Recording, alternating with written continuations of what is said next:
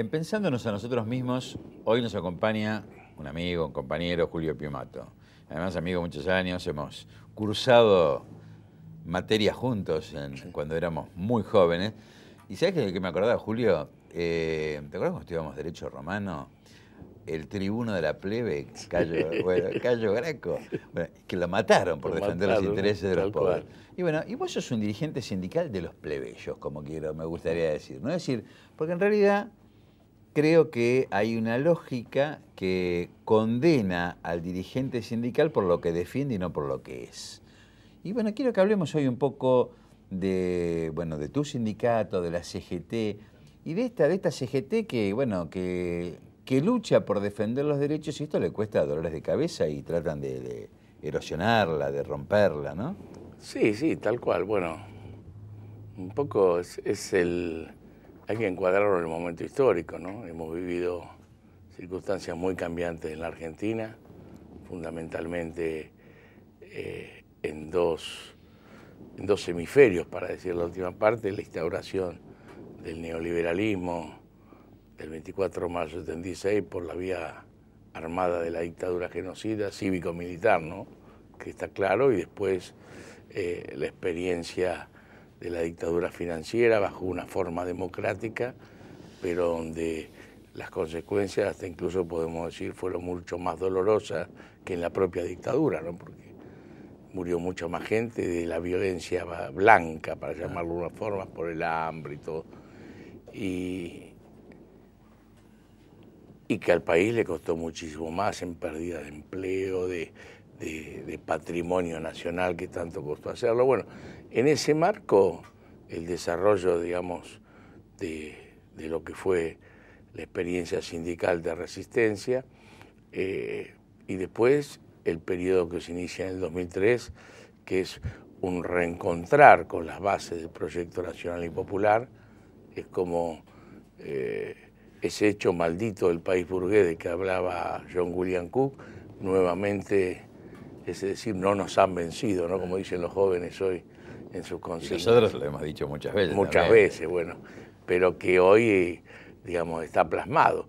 Bueno, la vida de uno desde lo sindical forma parte de la historia, ¿no? Son los momentos. A mí personalmente me ha tocado vivir distintas circunstancias. Primero mis comienzos fueron esa euforia que había en la Argentina con la vuelta de Perón. Sí, allá por los 70. Por los 70, cuando estudiábamos juntos, y yo empecé a trabajar en tribunales. Después, bueno, toda la vicisitud que generó la dictadura militar. A los meses yo soy secuestrado, después legalizado, bueno, paso casi 7 años detenido durante la dictadura, después salir, volver a pelear, digamos, vivir esa Argentina distinta, no todo lo que había cambiado del país, pero donde nuevamente era el movimiento sindical en que encabezaba la resistencia, a pesar de lo cual, y de todo el esfuerzo, y que el movimiento obrero puso las víctimas, que el movimiento obrero fue el que encabezó toda la resistencia, cuando los argentinos recuperamos la democracia, recuperamos los derechos, todos los derechos civiles y los derechos políticos, pero los trabajadores no recuperaron los derechos laborales que se perdieron, ¿no? Bueno, después de ahí yo empecé de cero en mi gremio, una vez que conseguí la recorporación, y bueno, después en los 90 llegué a la conducción, justamente en un momento donde nosotros bromeábamos con eso, ¿no? Porque uno aparecía en la opinión pública y la justicia y los sindicatos estaban en el último renglón. Esas encuestas cuya verosimilitud después aprendimos que no se sabe en qué medida son ciertas o no, ¿no? Pero yo decía, bueno, qué insalubre. Y además, con la irrupción de Menem, de ese contrabando ideológico tan terrible que vivió la nación, por ese hecho maldito, ¿no? Digamos, los últimos 60 años de la Argentina se explican desde el peronismo, como toda la historia de lo que pasó, pero en esta etapa, y en el intento permanente de destruir al peronismo, para lo cual había que destruir al movimiento obrero organizado, ¿no? La experiencia de los 90. Y Y bueno, en los 90 nuevamente nos encuentra en la Resistencia con el MTA, en un accionar desgastante porque siempre eran una y uno parecía que luchaba en el desierto, ¿no? Tenía expectativas, sabía que había otra Argentina posible porque la habíamos vivido de chicos o escuchábamos los relatos de lo que fue el peronismo en su mejor momento. Además teníamos, como decíamos, la realidad efectiva, que era la película de Fabio cuando salió Sinfonía de un Sentimiento, que fue como una herramienta de resistencia, ¿no? Sí, aparte era como ver una irrealidad, ¿no? Es decir, parecía increíble esa Argentina que se había arrebatado, ¿no? Es decir, Fabio ponía sobre la luz lo que queremos, lo que somos, lo que fuimos y lo que nos arrebataron, ¿no? Tal cual. Y yo decía en ese momento, hoy que hablamos, porque hoy se habla de la juventud, de la recuperación del sentido de la política, yo decía que en los 90, salvo aquellos que hubieran nacido en casa peronista y con tradición y con historia y con la memoria palpable, era muy difícil a otro tipo de juventud convencerla o hacerla amar al peronismo, porque uno hablaba de Evita, hablaba de Perón, de los derechos sociales, de las vacaciones, del trabajo, de la justicia social, la Constitución, y los jóvenes veían al patilludo, al riojano más famoso, veían a Cavallo, veían que todo era agresión hacia lo que se decía social, que era peronismo era las relaciones carnales, era todo lo contrario, con los mismos símbolos. Eso era, yo creo que no fue ideada acá, eso fue ideada por una matriz externa que manejó todo esto en ese tiempo. Lo que no pudieron eliminar por la represión brutal, lo trataron de eliminar por la confusión, ¿no? Porque cuando uno se confunde, se detiene, ¿no? Se detiene y no sabe para dónde ir.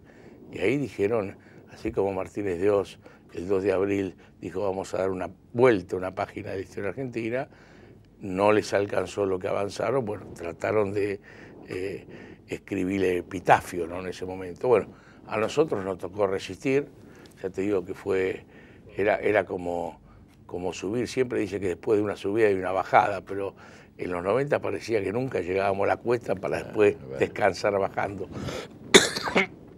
Y teníamos siempre en los gremios, que era un cuadrito que tenía la Unión de Tranvía Automotor, que decía algo así como que como un trabajador le hablaba a su hijo, ¿no? Y digamos, cuando crezca me preguntás por qué no tengo esto, por qué no conseguí esto, por qué no puedo estudiar, por qué tal cosa. Y yo te podré decir porque no alcanzó la lucha, la tranquilidad que te puedo decir que luché por eso, ¿no? Digamos, era un tema como decir que vamos a dejar todo por nuestros hijos. Pero uno, es decir, tenía confianza, pero parecía mentira que podíamos llegar a ver el cambio. Bueno, el cambio se dio, dimos una lucha grande, y bueno, la historia en el gremio de la justicia creo que es paralela a eso, ¿no? Nosotros, digamos, la experiencia argentina ayudó mucho, a mí me ayudó en el gremio, a superar las dicotomías de los 70, ¿no? Porque eso me ayudó la cárcel, porque siempre había ese enfrentamiento que había interno del 73 al 76, con lo cual se quiere leer la historia de esos años en la Argentina. Yo creo que ahí se aplica por primera vez la teoría de los dos demonios, y hoy se sigue hablando. Hoy lo tratan de azuzar para ver si pueden enfrentar al gobierno con el movimiento obrero, pero en ese 73-76, más allá de ese enfrentamiento interno que fue aprovechado y alimentado también por los poderes en pugna, hubo una decisión de un gobierno de Perón que avanzó hacia la justicia social, hacia la soberanía política y la independencia económica, y hubo un accionar de los grupos económicos y del imperialismo que trató de boicotear eso de todas formas, ¿no? Como estuvo ese enfrentamiento de sectores internos que llegó a niveles de violencia muy álgidos, quedó oculto lo otro, ¿no? Pero si uno analiza que los argentinos llegamos, por ejemplo, del 27 de participación en el Producto Bruto, los asalariados subimos en 1 año y medio al 47. Y si uno analiza, por ejemplo, que se consiguió la ley de contrato de trabajo, que hoy, aún hoy no tenemos, porque no está aplicada en su conjunto, no estamos en un nivel de cobertura. A pesar de las derogaciones que tuvo después, a todavía pesar sigue de todo, siendo, claro. Sigue siendo el punto más alto en su redacción original. Hoy no recuperamos todo lo que fue derogado. Por ejemplo, el avance en la nacionalización, decían las mangueras, todo, pero era la comercialización de hidrocarburos. Hoy vemos cómo apretan las empresas, siguen apretando. Claro, todas esas cosas en aquel momento, cuando se tomaron esas decisiones, estábamos hablando de antes del golpe del 76, el último gobierno peronista, Cámpora, Perón, Isabel, se descalificaban como que eran medidas que no le importaban a nadie. Y realmente tenían. Y después hay otra que también siempre se tapó, que Perón rompió el bloqueo económico a Cuba. Claro. En el 73. Sí, sí. Todavía, y la exportación quien de va autos. Con Cuba ve los 2.500 que andan por La Habana ahí. Entonces, y además era un marco donde nos hicieron todos los golpes alrededor. Y obligó a la Ford Motor Argentina, sí, que se negaba a exportar autos a Cuba, un llamado, esto lo cuentan testigos de época, del ministro de Economía, creo que era Helber, un llamado, dijo, mándenlos y se acabó. Digo, a ver, se ejercía la soberanía nacional en serio.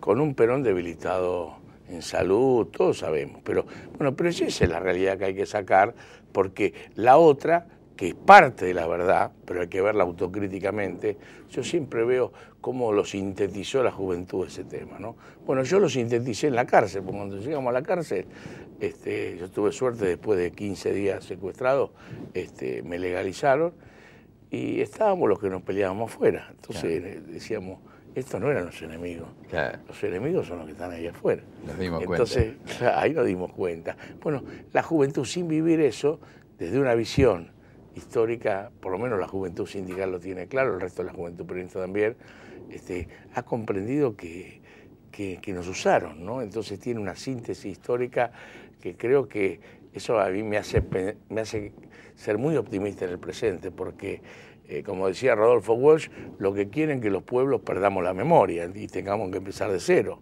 Y ya cuando la juventud asumió no solo la historia, sino la síntesis más positiva de esa historia, superando la confusión, bueno, tenemos camino por delante. Bueno, y esa teoría de los dos demonios, que eran las dos facciones, después la instalaron con la dictadura, tratando de tapar que lo que habían venido a hacer era a dar una vuelta de página a la historia argentina. Y también nos quisieron vender que eran dos facciones, los terroristas del Estado y los terroristas no convencionales, por así decirlo, y que como que el pueblo era indiferente a eso, y mientras tanto nos vaciaban el país y nos trataban de destruir un estado de bienestar que había costado el trabajo y generaciones de argentinos y el orgullo, digamos, si se quiere, en todo el mundo. Después vinieron los 90, como hablábamos, con la confusión. Así que después el renacer que hubo en el 2003 en la Argentina también es maravilloso, ¿no? Nosotros tenemos la tranquilidad de haber contribuido con esa resistencia, pero realmente se abrió una instancia increíble, ¿no? Donde tiene mucho que ver el pueblo argentino, pero también la decisión de los gobernantes, ¿no? En todo. Nosotros siempre valoramos el tema de Kirchner, el coraje y la apuesta que hizo al desendeudamiento externo. La inteligencia del armado. Pero te interrumpo un segundo, vamos al próximo bloque. Y bueno, y seguimos hablando de estos temas porque, digo, no es casual el cambio y vamos a profundizarlo. Seguimos pensándonos a nosotros mismos.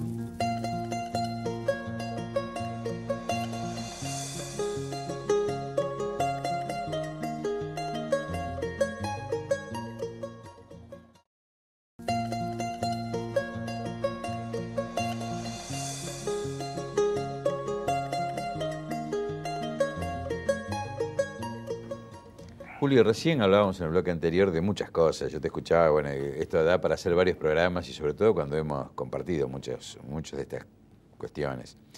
Pancho Gaitán, un enorme compañero, dirigente sindical, hombre que estuvo en el Cordobazo incluso, me contaba una vez una anécdota del famoso enfrentamiento en Ezeiza. Lo digo como un aporte histórico. Él me cuenta que al día siguiente de los desgraciados sucesos de Seiza, en el regreso de Perón, encontró detrás del palco un auto quemado, un Citroën, esos de aquella época, los 12B. Los 12B, con una carterita negra, que en esa época se usaba, esas carteritas portadocumentos, y medio chamuscados dentro de esa carterita negra había 7 documentos chamuscados de la misma foto con distintos nombres y en distintos idiomas.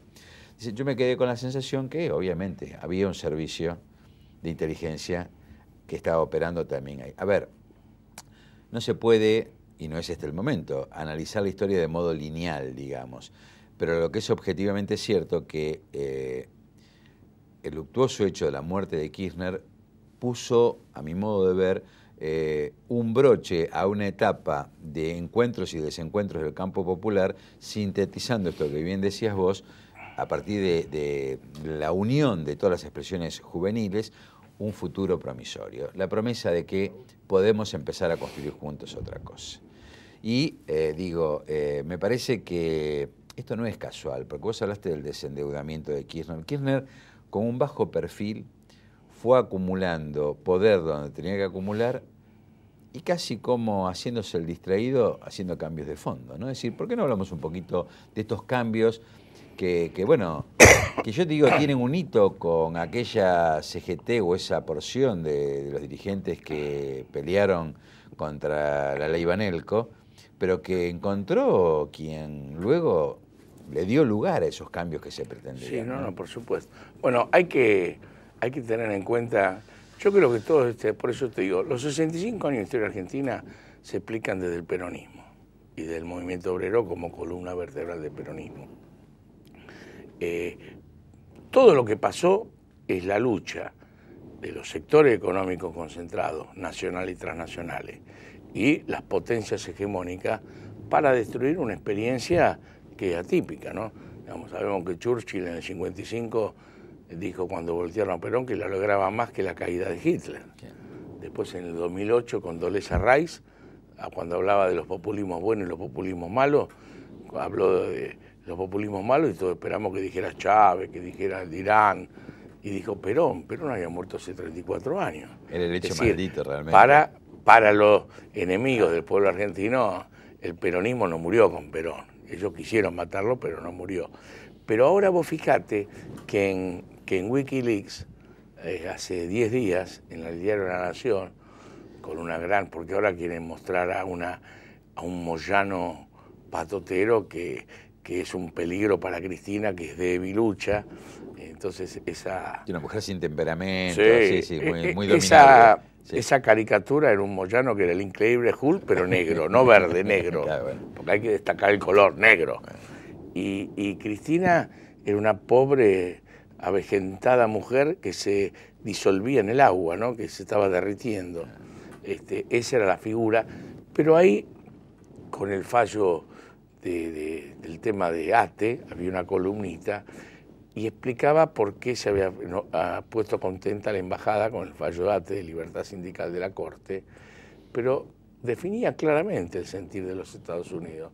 En un párrafo decía que la generalización de este fallo iba a significar un debilitamiento de los trabajadores organizados en una CGT corporativa, y esto era como minar los cimientos de lo que constituía la CGT, que era el peronismo. Tan clarita la definición. La confesión de parte, relevo de prueba. Claro. Yo lo recorté, la tengo, es decir, a mí que me vengan a hablar de la libertad sindical y todo, esa es la libertad sindical que quiere. No es un tema sindical, sino un tema político. Y ahí está la madre del borrego, pero es toda por eso la historia argentina. Vos decías, es decir, ahí se entiende por qué fue tan dura la dictadura genocida. Ahí se entiende por qué nos bombardearon la Plaza de Mayo. Es muy difícil hoy, sí, las madres ya están incorporadas, pero hoy con un joven, o no tan joven, o un extranjero, pasar por la Plaza de Mayo y decir, acá bombardearon y mataron, no sé, nosotros tenemos una lista cerca de 500, pero como después vino el golpe, un poco se perdió la lista de las víctimas. Y parece mentira que hubiera pasado eso. Parece mentira, y te digo algo, una historia desaparecida. se reivindica como un espanto, que lo fue, el bombardeo de Guernica, pero fue un bombardeo de un país extranjero a otra nación, que fue un espanto. Los nazis bombardearon en Guernica, bueno, y se reivindica esto. Hubo menos muertos en Guernica que en la Plaza de Mayo, pero el otro agravante es que el ejército de su propio bombardeó su propio pueblo. Tal cual. Digo, tal cual, es un hecho. Es una aberración pero histórica. Fíjate cómo sería la necesidad de destruir a ese movimiento, que no era solo un movimiento político ni social, sino además tiene un contenido ideológico profundo, que vos lo sabés y lo decís siempre, ¿no? Pero eso. Después la dictadura fue la más terrible que se conozca en América Latina, porque tuvo otra prensa el golpe pinochetista en Chile, porque la Unión Soviética se encargó de propagandizarla por todo el mundo. Acá, como el PC era aliado de la dictadura militar por esa falta de ideología de la oligarquía argentina, que como tenía que vender los granos, se lo vendía a la Unión Soviética. Entonces rompió el bloqueo de Estados Unidos. Hacía un triángulo. Entonces, en función de eso, quedamos exceptuados y por eso Naciones Unidas nunca condenó la dictadura argentina. Los Estados Unidos pasaron a ser nuestros aliados con Carter porque ellos, los derechos humanos, eran una bandera para enfrentarse al bloque soviético, por conveniencia de circunstancias, que a los reprimidos en la Argentina mal no nos vino. Pero fue esa dictadura. Después, ese contrabando ideológico. Acá se aplicó el neoliberalismo con una hazaña que no hay hasta ahora ningún lugar del mundo que se haya aplicado con tanta profundidad. Obviamente por eso lo paseaban al riojano por el fondo, lo llevaban como un héroe, como un monigote a mostrar, porque realmente era el monumento a la estupidez para el mundo desarrollado, ¿no? El monumento al cipayo. Pero, y yo lo comprendí yendo al OIT del 2004, que participo en la delegación argentina, porque tiene que ver en qué espacio se movió el coraje de Kirchner. Yo escuchaba a los empresarios del mundo, y siguen hoy también, y fíjate lo que están haciendo en Europa, siguen reivindicando las políticas neoliberales. ¿Por qué? Porque nunca se aplicaron como se aplicaron en la Argentina. Sí. En cambio, en la Argentina, toda la clase empresarial y los gurús de la economía se tuvieron que mandar a guardar, porque era tan claro el desastre, el saqueo, que hasta el último fue ya meterle los bolsillos a todos con el corralito y el corralón. Fue tan terrible eso que pasó que no podía ni abrir la boca. Bueno, en ese marco, esa decisión política de Kirchner, es decir, las convicciones no las dejo en la puerta de la casa de gobierno, operó con un valor y encontrando, porque como decíamos siempre, ya nos habían hecho creer que la deuda externa era la pesa que nos habían puesto, que donde era inevitable, hacíamos equilibrio, no íbamos al fondo del mar, ¿no? Que era inevitable, que era imposible de pagar. Y él se puso y bueno, después con los pasos que vinieron después, hoy yo digo a los jóvenes, así como era difícil explicarle a los jóvenes que eso no era el peronismo en los 90, hoy cuesta mucho explicarle a los jóvenes lo que era la Argentina con la deuda externa, a las nuevas generaciones. Porque evidentemente hoy hay unas posibilidades abiertas en el país, aun cuando estamos pagando la deuda que contrajeron otros, pero ya no es ese estrangulamiento que teníamos en esa época, ¿no? Y el otro punto fue, que también no pudieron evitarlo, además necesitaban recuperarse y todo, fue la instauración de las paritarias. Vos dijiste la Banelco, que también nadie se la pidió, y él dijo, lo primero que derogamos es la ley Banelco, que era el símbolo de la corrupción institucional de la Argentina, y política. Y de la decadencia. Tradición política de sectores que, claro. Pero en ese sentir, yo creo que se dio un avance en la Argentina que evidentemente no podían evitar, y entonces yo creo que la trinchera la fueron haciendo para la reelección, que no fue reelección, sino fue Cristina, y ahí dijeron, bueno, acá vamos a parar la cosa para que no puedan avanzar más.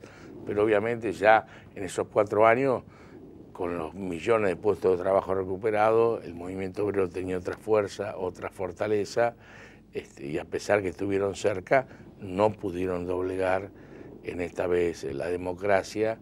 Yo creo que estamos en una profundización importante y en un momento inédito de la Argentina, ¿no? En toda materia, ¿no? En materia tecnológica, que te hace recordar nuevamente, es decir, lo doloroso del tiempo perdido, porque todos estos sectores, si hubiera sido diferencias de distribución solamente, pero acá destruyeron la Argentina.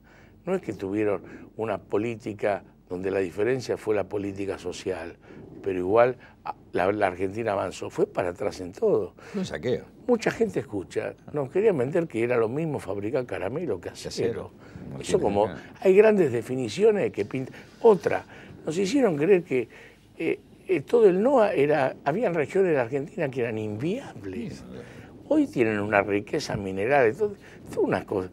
Es decir, nos querían liquidar como nación directamente. Bueno, en ese marco, digo, parece que nos fuimos a otro lado, pero, pero la historia del sindicalismo en la Argentina tiene que ver con eso.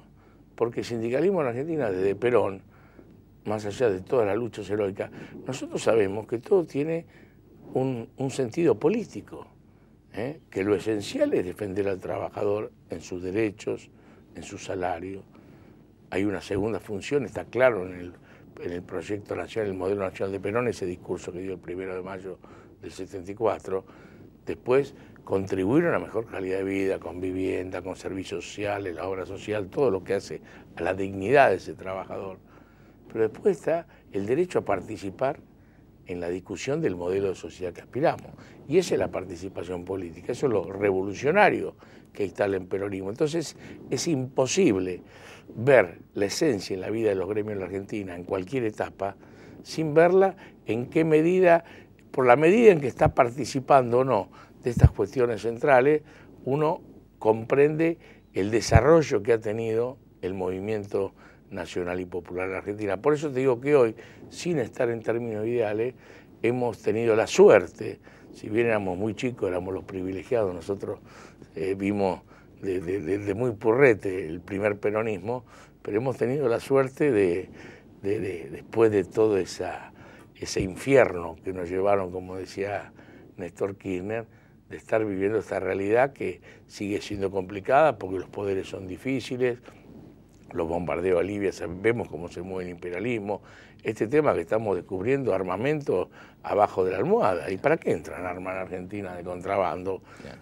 Nos tenemos que preocupar porque sabemos cómo se maneja. Pero más allá de todas estas cosas, más allá del boicot que hacen determinados sectores, uno ve en eso que vos decías, lo de Néstor. Yo el año pasado siempre lo defino en dos sentidos, ¿no? Que es la gran victoria que llegamos. Hablábamos del hecho de la juventud, de la comprensión histórica, pero yo creo que va más allá. El año pasado nosotros vivimos en dos momentos la recuperación vos hoy hablabas de comunidad, ¿no? La recuperación del pueblo como sujeto colectivo, ¿no? Es decir, cuando tiene valores, cuando comparte cosas. Fue el Bicentenario, eso fue con la alegría. Yo recuerdo, yo fui todos los días con los chicos, a distintas horas, con compañeros, pero siempre que eran multitudes y multitudes, no había ni un gesto de incomodidad que te golpeen al pasar, que en otros momentos ya te agarraban a piña porque me empujaste mal. No, ahí era la fiesta que era todo caballerosidad de los hombres y de las mujeres, venir pasar por acá. Era un sentimiento, disfrutemos todo, que hay para todos. Todo eso que se vio esos días magníficos se volvió a hablar del dolor cuando fue lo de Néstor, ¿no? Porque ahí también no había un dolor personal, había un dolor colectivo. La gente no iba a llorar ahí como... La gente iba a agradecerle a Néstor y a darle fuerza a la presidenta.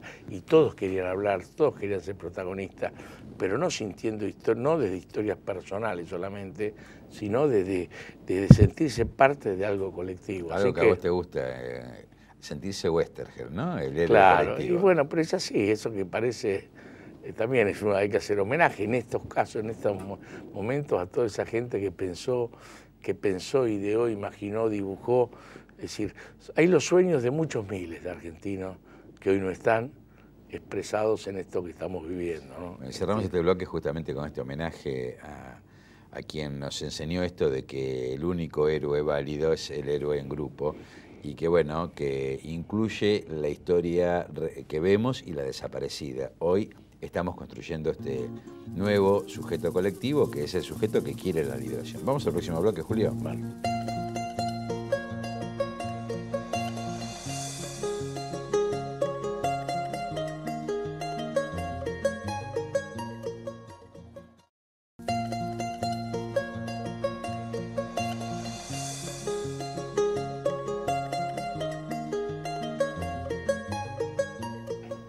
Julio, bueno, estamos hablando de un montón de cosas y o sea, a mí la verdad que el gobierno de Néstor Kirchner me sorprendió gratamente, porque yo recuerdo que con mi mujer Alicia, la primera vez que los vi después de votados, después de esa elección tan reñida que Menem, traicionando una vez más para debilitar al gobierno, no se presentó a la segunda vuelta. Por primera vez los vi a Néstor y a Cristina en un almuerzo de Mirta Legrand con un discurso que me conmovió. Yo le decía a mi mujer, ¿por qué no lo dijeron antes? Que lo hubiera votado más gente, ¿no? Y a partir de ahí empecé a mirar las cosas distintas. Y bueno, vos sabés que durante mucho tiempo una de mis obsesiones había sido acabar con el saqueo de las AFJP, que 2 segundos, digamos, es un emblema de la patria especulativa. En una Argentina de desocupación, que se nos decíamos que éramos indolentes e incapaces, la de los 90, que el Estado no podía administrar los recursos sociales, por lo cual había que dárselo a los bancos disfrazados de FJP, que lo iban a hacer eficientemente, que la salvación era la cuenta individual. Lo cierto que solamente en concepto de comisión se le generó a esos bancos 14 o 15 mil millones de dólares, que equivale a haber construido 2 ciudades como las de La Plata. ¿Por qué doy este dato? Porque, bueno, visto con algunos economistas por la matriz insumo-consumo, si ese dinero, en vez de regalárselo a los bancos en concepto de comisión, que era un gran saqueo, se hubiera invertido en construir, por ejemplo, 2 ciudades nuevas como las de La Plata, se hubieran generado 4 millones de puestos de trabajo. Entonces yo creí, cuando se cortó el nudo gordiano de la especulación, acabando con las FJP, dije, bueno, ya está. No, después me sorprendieron, porque vino la asignación universal por hijo. Y yo sigo esperando que ahora Cristina me siga sorprendiendo con más. Entonces yo lo que siento es que vamos cada vez mejor, porque algo que vos decías en el otro bloque, mal que le pese a quienes difaman sistemáticamente, el pueblo está recuperando la felicidad. Estamos construyendo una sociedad de hombres felices. Y creo que esta es la base, ¿no? Claro, sí. Mira, yo tengo una experiencia con el Twitter, que estoy muy metido en las redes sociales. Te veo, me suena muy seguido, sí, te cuento. Y vos ves que como yo me divierto, ¿no? Porque dicen, no, eso que ellos dicen, estás crispado, que decían de Néstor, ellos te tratan de poner el odio, la bronca a uno mismo. Y yo, como te decía, se vio en el centenario, el pueblo está feliz. Entonces, yo digo, no, lo que están enojados son ustedes, no el anti, los odios, no. Acá en la Argentina, el pueblo argentino, yo no digo que sea pacífico, porque pelea por sus derechos, lucha por sus cosas, pero jamás lo hizo desde el odio, la venganza. Bueno, la madre, las abuelas, bueno, son el ejemplo más palpable, son parte de un pueblo que padeció tremendamente. Pero en todas las cosas, los trabajadores frente a la explotación de sus patrones, llevadas a niveles impresionantes. Jamás. Siempre luchó por la dignidad y por la justicia social, ¿no? Recordando esa frase de Jauretche, que cuando los pueblos van a la batalla lo hacen cantando, ¿no? Siempre, ¿por qué? Porque siempre el proyecto del pueblo siempre beneficia a todos, nunca va contra nadie. Es vivir todos con dignidad. En cambio, nuestros enemigos, esos que quieren un país donde las palabras sean un fin en sí mismo para ellos, la libertad es de ellos, y si la libertad no llega a todos, si todo el mundo no tiene justicia social, no hay libertad posible, que no tiene vivienda, trabajo, salud, educación, ¿qué libertad tiene? Libertad para morirse, para hacer un pozo, tirarse ahí y pedirle a alguno que lo tape. No hay otra libertad. Entonces, desde ahí, en cambio ellos cuando ven perder sus privilegios se enloquecen. Yo eso creo se volvió a ver eso en el 2007 en la Argentina, cuando venía la reelección de Cristina. Porque hasta ahí, por el shock que había sido todo el 2001-2002 y porque no tenía ni discurso, creo que todavía esta era muy tenue la salida.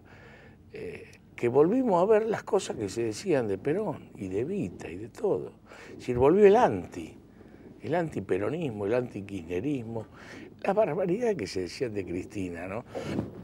Hoy muchos de las que la están aplaudiendo, si recordaban lo que decían de ella hace 4 años, lo van a negar, porque son esas acciones de muchos sectores. Tenemos algunos amigos comunes que han vivido esas mutaciones, ¿no? Sí. Que han vivido esas mutaciones, pero lo negarían. Y era terrible, y empezó así. Entonces yo decía, ¿por qué pasa esto? Porque después de 40 años, la justicia social volvió a mostrar la cara en la Argentina. Y mostró la cara en la Argentina y ahí vino. Mientras la mayoría de los argentinos eran explotados, humillados, saqueados con su jubilación, con todo. No, ahí no había problema, ahí no había problema. Ellos estaban todos felices. Y el explotado esperando su momento, luchando, resistiendo. Cuando la balanza se empezó a equilibrar, para hablar con términos judiciales, ahí, ¡pum!, ahí apareció el odio, apareció todo, que como es tan profundo, es tan medular, ellos, es tan evidente, porque vos los ves cuando hablan, tratan de, en esa una transferencia y pensar que los que odiamos somos nosotros, ¿no? Y eso en el Twitter se ve tan claro y yo me divierto. Le digo, no, nosotros no odiamos, nosotros estamos contentos de lo que estamos haciendo. Estamos contentos porque estamos reconstruyendo la Argentina. Vos ves, cuando yo cada vez que veo anuncios o veo cosas, o veo la unidad suramericana, todos los que peleamos, como hablamos antes, me acuerdo de la gente que no está. Cuánto le hubiera gustado estar y cuánto de toda esa gente hizo para que hoy estemos acá. Así que me da la sensación que la historia de los saqueos creo que tiene más justicia también para los sectores civiles, los cómplices, pues son los mismos que están ahora. Pero el pueblo tiene que seguir con inteligencia, creando, trabajando y construyendo este país. Vos sabés que en el año 2009, antes de las elecciones, uno de los últimos viajes de Lula siendo presidente, allá por el mes de marzo, él tenía una definición que a mí me quedó tanto, ¿no? Y yo no pude encontrar todavía el discurso para ponerlo, porque es lo que pensamos nosotros, pero cuando te lo dicen de afuera es muy claro. Él decía que cuando hace 50 y pico de años de Brasil miraban a la Argentina, la tenían que buscar allá arriba, en la década del 50, cuando estaba el peronismo acá. Porque la Argentina tenía todo, tenía los niveles de pleno empleo, niveles de seguridad social, de trabajo, salud, educación, bárbaro. Tenía producción propia de barcos, aviones, trenes, tenía investigación en energía nuclear, pero como decía Lula, además era solidario, porque le prestaba tecnología a Brasil para ayudarlo a desarrollar. Y después decía, 50 años después ahora, desde Brasil uno sale a ver a Argentina y la tiene que buscar allá abajo. Entonces decía, ¿qué habrán hecho las oligarquías argentinas que prácticamente dominaron estos 50 años? No para no permitirle crecer al país, sino para hacerla retroceder tanto. Y hacía una expresión de deseo, ¿no? Que ojalá que los argentinos tengan la inteligencia, la fuerza y la claridad para que esta recuperación que habían iniciado en el 2003 no la dejen, no dejen que nunca vuelvan esos sectores que nos van a hacer llegar, nos van a volver nuevamente hacia atrás en la historia. Así que nos tocó, José Luis, vivir, me parece un momento irrepetible. Dos revanchas, no es poco. Y la tenemos que disfrutar y hacer y crear, y hay muchísimo para hacer, ¿no? Yo creo que hay muchísimo para hacer, para organizar, son todos desafíos. Pero yo veo cada día más que hay más gente que se siente parte. Esto que decimos, la política es el arte de la cosa pública, ¿no? De preocuparse por los demás, ¿no? Eso que es tan profundo del peronismo, que nadie se realiza en una comunidad que no se realiza, ¿no? Lo que vos decías de la comunidad. En una definición es todo. Es la solidaridad, es el amor, es sentir que uno no se puede sentir bien si tiene un vecino, un amigo, un compañero de trabajo que está pasando mal, ¿no? Que la felicidad existe cuando es un bien común, si no uno no se puede sentir bien. Todas esas cosas tan lindas que estamos viendo y viviendo está generada también por la ganas de participar. Es como la gente dijo, bueno, somos pueblo y queremos hacer cosas. Porque el gobierno te hizo sentir parte. Sí, y la juventud también sale y es creativa. Y entonces yo creo que no es que estemos en lo ideal, falta muchísimo, todavía hay compatriotas que sufren en este país, los poderes son muy fuertes, los poderes económicos hay que estar muy fuertes y muy consolidados porque acechan, pero creo que estamos viviendo una instancia donde paso a paso tenemos que ir cumpliendo las cosas, pero estamos contando las cosas por su nombre, ¿no? Porque siempre se hablaba, por ejemplo, de la educación. ¿De qué se hablaba? A los métodos de estudio. cuando el problema, vos hablas con cualquiera, son los contenidos, lo que te currícula enseña, educativa es el no proyecto del cómo país. te lo Claro. te enseña, Seguro. ¿no? Entonces ahora que se le dimos sueldo a los docentes, las notebooks, hay mejores colegios, salvo la capital, que bueno, la capital todavía... Pero escuché que hay que privatizar la educación en la capital, ¿no? Sí, tal cual. Pero yo soy optimista. Privar, dice un amigo, es quitarle a lo que es de todos y dárselos a unos pocos. Eso Claro, es privatizar. pero vos manejás bien la semántica. Pero yo te digo, yo esperemos que cambie. Estoy de muy plena confianza que va a cambiar el tema de la capital a fin de año y que Buenos Aires va a empezar a ser otra vez la ventana, es decir, la capital de todos los argentinos, ¿no? El orgullo de todos los argentinos como fue en alguna época. Pero bueno, en todo este desarrollo, de este crecimiento, de todo, los contenidos, llegamos a los contenidos, llegamos a hablar de la historia presente, llegamos a hablar de las cosas. Entonces yo creo que vamos a generar una juventud que ya demanda eso. Hacer reaparecer parte de la historia, la vuelta obligada, ¿te acuerdas? La vuelta obligada, que había sido desaparecida la historia por la lógica de la dependencia, ¿no? Tal cual. Es reconstruir todo. Si ya ese fenómeno, porque además se hace como política de Estado, como los derechos humanos, con todo esto lo importante. Pero además ya, digamos, todo este fenómeno es tan dinámico que vos por donde le entres lo encontrás, porque recordá que después de 2004, por ahí, hubo una explosión hacia la historia, ¿no?, de los jóvenes. Acordate los cursos que daba en Nuevo Ateneo, los primeros de Galazo, que eran un boom, todos sorprendidos, porque 1000 personas todos los martes. Es decir, que es cuando los pueblos tienen futuro, quieren saber dónde vienen, porque ahí tienen a dónde van, ¿no? Entonces esa figura de nuestros jóvenes tirados sin futuro. Yo a mi hijo y a mi hija, que tiene 16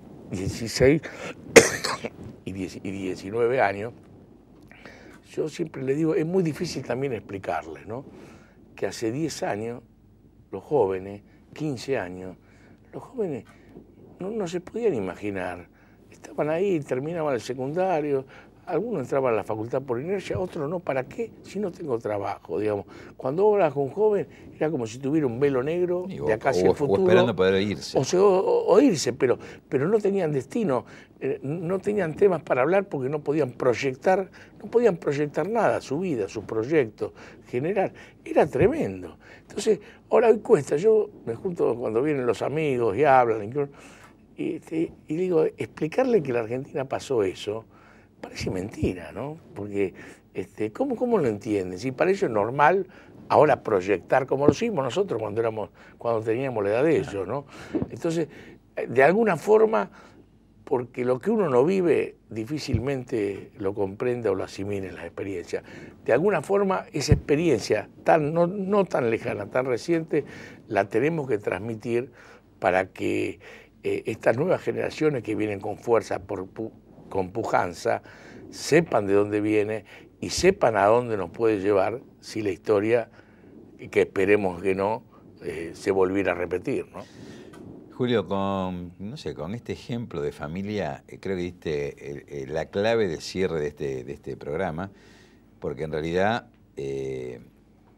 venimos de un proyecto de muerte y tener un proyecto de país es un proyecto de vida. Nuestros hijos hoy tienen un proyecto de vida porque estamos colectivamente construyendo un proyecto nacional. Gracias, Julio, y bueno, sigámonos viéndonos y bueno, pensándonos a nosotros mismos. Tal cual.